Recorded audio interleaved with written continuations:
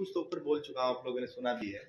लेकिन ये बच्चों के लिए मोटिवेशन रहता है, कुछ आके जैसे एचएसएससी की कई चीज़ें बोली हैं, बच्चों के थॉट्स क्लियर होते हैं, क्वेरीज होती हैं, तो बच्चों के लिए एक मोटिवेशन तो रहता है। और मेरा भी पर्पज़ ये रहता है कि बच्चे बहुत सारी जो एचएसएससी के टाइम पे गलतियाँ करते हैं, जिसमें उनका करियर सिक्योर हो सकता है, लेकिन वो किसी कारण से नहीं होता, तो वो चीज़ें हुई हैं, तो मुझे भी अच्छा लगा और आई थिंक बच्चों को भी अच्छा लगा होगा।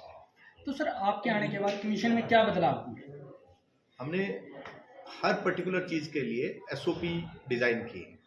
जैसे आपने सीईटी में देखा, जो मैनेजमेंट था वो एसओपी था, स्टैंडर्ड ऑपरेटिंग प्रोसीजर्स। तो स्टैंडर्ड ऑपरेटिंग प्रोसीजर्स में आपको पता लग जाता है कि आपको क्या क्या करना है। अगर एग्जाम हो रहा है तो कांस्टेबल की क्या ड्यूटी है, सेंटर स्टूडेंट्स की क्या ड्यूटी है, और एसपी की क्या ड्यूटी है, डीसीज की क्या ड्यूटी है, कोऑर्डिनेटर्स की क्या ड्यूटी है। तो वो सारा डिजाइन किया उसको और कोशिश की है कि सिस्टम स्ट्रीमलाइन हो। सर पारदर्शिता और विश्वसनीयता की बात करें तो कितनी बड़ी है आपके कार्यकाल के बाद? क्यों अक्सर विपक्ष हावी रहता था? इसका जवाब आप ही दे पाएंगे, इसका जवाब आप ही दीजिए और पब्लिक से पूछिए, इसमें मैं क्या बता पाऊँ। सर विश्वसनीयता और पारदर्शिता की बात होती है, कैटेगरी नंबर 3/2016 की बात करते हैं यूडीसी की। उसके अंदर जो रिजल्ट निकाला गया कमीशन के द्वारा वो 70 की कट ऑफ गई और 110 तक लेके, लेकिन ईएसएम जर्नल की जो कट ऑफ गई है वो 96 गई है। जो कमीशन ने आरटीआई के अंदर दिया वो 94 दिया, लेकिन 96 जाने के बाद 94 वाला कैसे उस कैटेगरी के अंदर लाई कर गया? मैं इसका पर्टिकुलर जो आप ये टेक्निकल चीजें हैं जो आप पूछ रहे हैं, अगर वो होगा तो फाइल पे पता लगेगा बिल्कुल एग्जैक्ट। मेरे पास विद रिकॉर्ड आरटीआई है। तो अगर ऐसा है तो आप मेरे से आगे डिस्कस कर सकते हैं, कमीशन में आके पूरा फाइल कॉल करके आपको कर देंगे। अगर कुछ ऐसा है जो कमीशन नहीं है वो ठीक कर देंगे। तो सर इस टाइम का दूसरा के आपका रिक्रूटमेंट बड़ा पुराना है जी, जो आप बता रहे हैं, उसको पता किया जा सकता है। आप आइए मेरे से आके मिलिए उसको। तो सर आज एचएसएससी को 3 वर्ड में डिफाइन करना हो तो किस तरीके से करेंगे? ट्रांसपेरेंसी, ट्रांसपेरेंसी और ट्रांसपेरेंसी। हमारा यही मोटो है कि ट्रांसपेरेंसी होनी चाहिए। जो क्वेश्चन मेरे से कर रहे थे उस क्वेश्चन का जवाब इनके पास होना चाहिए, हम वो कोशिश करने की कोशिश कर रहे हैं।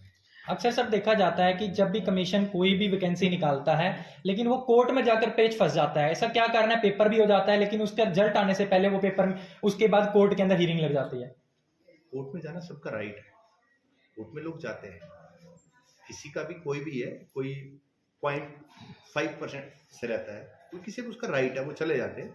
हम लोगों का भी अगर ऐसी चीजें हो जाएं फिर तो थाने बंद हो जाने चाहिए, क्राइम ना हो, लेकिन नहीं, उनका राइट है, वो जाते हैं। अगर कुछ हमसे गलतियां होती हैं तो कोर्ट बोलता है इसको ठीक करिए, लेकिन उसका नुकसान बच्चे को भुगतना पड़ता है ना सर। प्रोसेस है, हमेशा ही होगा, एक टाइम प्रोसेस है। हम जाते हैं लिटिगेशन, जब मैंने ज्वाइन किया तो 3300 लिटिगेशन था, आज 2700 है तो कम हुआ है, जबकि 44,000 रिक्रूटमेंट हो गई है। टाइम लगता है लेकिन हम किसी को कोर्ट में जाने से नहीं रोक सकते। सर सीईटी का परिणाम कब तक? बड़ा जल्दी, मैं भी बड़ा जल्दी। मैं डेट तो नहीं वो कर पाऊंगा और ना देना वो चाहिए, लेकिन बड़ा जल्दी। हम कोर्ट केसेस में ही बिजी थे तो बड़ा जल्दी उसका। सर हरियाणा में बेरोजगारी चरम सीमा पर है, तो आयोग ने कोई 1 साल के लिए डाटा तैयार किया है कि कितनी रिक्रूटमेंट निकाली जाएगी? हमारे कमीशन आने के बाद 44,000 का रिक्रूटमेंट हो चुका है, जिसका हम रिकमेंडेशन कर चुके हैं, कुछ पाइपलाइन में। तो मैं भी सर कोई डाटा आपके पास हो? मेरा कमीशन से रिलेटेड इतना ही, मैं कह रहा 44,000 का रिकमेंडेशन हम कर चुके हैं। तो 44,000 का रिक्रूटमेंट अगर 1.5 साल में हुआ तो आप इसका नंबर देखिए, बाकी स्टेट्स के साथ कंपैरिजन कीजिए। तो सर पेपर लीक होते हैं तो उस पर कार्रवाई के लिए एक स्टैंडर्ड होता है, कोई मापदंड होता है? मैंने 30 एग्जाम कराए हैं, आप बताइए कोई लीक हुआ है? नहीं सर, अभी सरकार ने भी गाइडलाइन नहीं जारी की थी, उसको लेकर विधानसभा में भी कानून लेके आए थे, तो क्या बदलाव हुआ?